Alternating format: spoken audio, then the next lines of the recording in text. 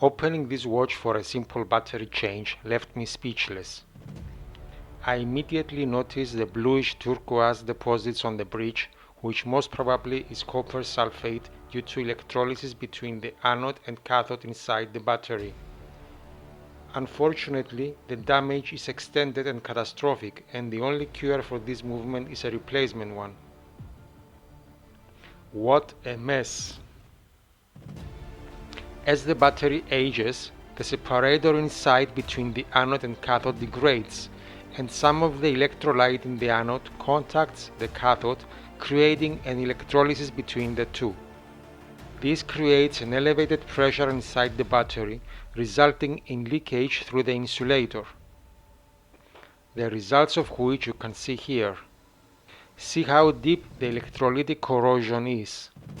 This is the electronic circuit and supporting bridge after removing them. And those are the new ones. For comparison purposes, here are the electronic circuits side by side.